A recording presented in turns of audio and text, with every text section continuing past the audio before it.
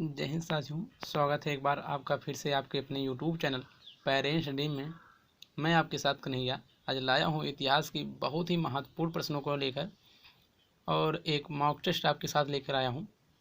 तो साथियों, वीडियो को ज़्यादा लंबा ना करते हुए चलते हैं अपने मॉक टेस्ट की तरफ। और हाँ साथियों, इस मॉक टेस्ट में आपने अंत में कितना स्कोर किया वीडियो के नीचे कमेंट ज़रूर कीजिएगा। चलते हैं अपने प्रश्नों की तरफ।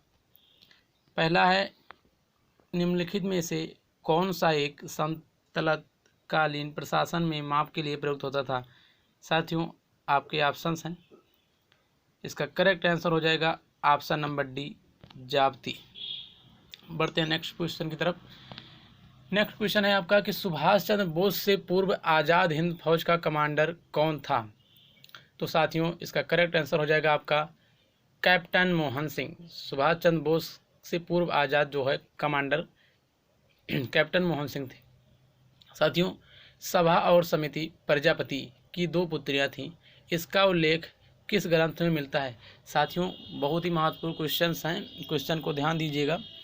तो इनका जो उल्लेख है वो मिलता है आपका अथर्ववेद में। बढ़ते हैं नेक्स्ट क्वेश्चन की तरफ। लिखा गया है कि अशोक के शिलालेखों को पढ़ने वाला प्रथम अंग्रेज कौन था। साथियों, अशोक के जो शिलालेखों हैं उसका पढ़ने वाला प्रथम अंग्रेज था जेम्स प्रिसेम्स। बढ़ते हैं नेक्स्ट क्वेश्चन की तरफ। विशाखा दत्त के मुद्राक्षस में वर्णित नाम चंद्रश्री के रूप में किस राजा की पहचान की गई। तो साथियों, आपका करेक्ट आंसर हो जाएगा ऑप्शन नंबर बी, चंद्रगुप्त। बढ़ते हैं नेक्स्ट क्वेश्चन की तरफ। प्राचीन भारत में सर्वप्रथम किस वंश के शासकों ने द्वैध शासन प्रणाली की शुरुआत की।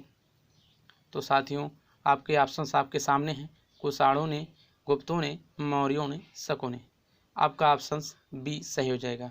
Option B the correct answer, गुप्तों ने। बढ़ते हैं नेक्स्ट क्वेश्चन की तरफ। ऋग्वैदिक काल में विनिमय के माध्यम के रूप में किसका प्रयोग किया जाता था। साथियों, जो ऋग्वैदिक काल होता था ना, इसमें पहले विनिमय के माध्यम में जानते हैं आप किसका प्रयोग किया जाता था। इसमें गाय का उपयोग यानी प्रयोग किया जाता था। ए इज द करेक्ट आंसर। बढ़ते हैं नेक्स्ट क्वेश्चन की तरफ। एक कथन है कि जो चित्रकला के शत्रु हैं मैं उनका शत्रु हूँ। यह कथन किस बादशाह का है।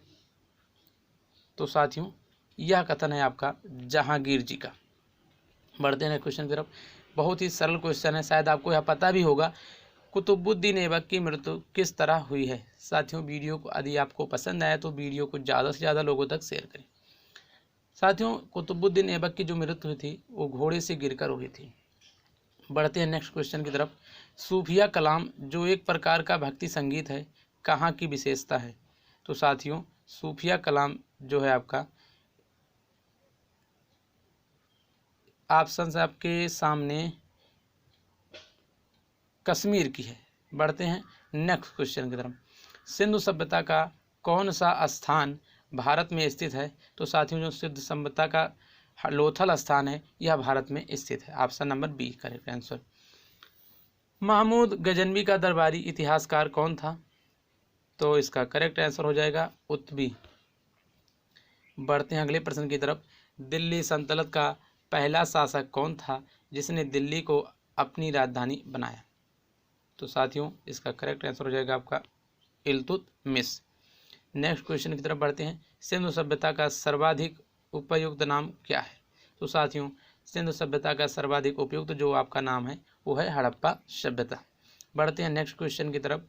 जहांगीर ने किसके द्वारा अबुल फजल की हत्या करवाई। तो साथियों, जहांगीर ने जो अबुल फजल की हत्या करवाई थी वो वीर सिंह देव के द्वारा करवाई गई थी। बढ़ते हैं अगले प्रश्नों की तरफ। किस भारतीय ने देश के बाहर सर्वप्रथम गणतंत्रात्मक सरकार की स्थापना की थी। तो साथियों, आपका करेक्ट आंसर हो जाएगा ऑप्शन नंबर सी, राजा महेंद्र प्रताप। बढ़ते हैं अगले प्रश्नों की तरफ। मनसब किन्हें प्रदान किया जाता है। मनसब किन्हें प्रदान किया जाता है। तो साथियों, जो मनसब है राज्य के सभी अधिकारियों को प्रदान किया जाता था। निम्नलिखित युगों में से कौन सा सही सुमेलित नहीं है। तो साथियों, अकबर हल्दीघाटी ये सही है। हुमायूं चौसा खानवा का युद्ध ये भी सही है।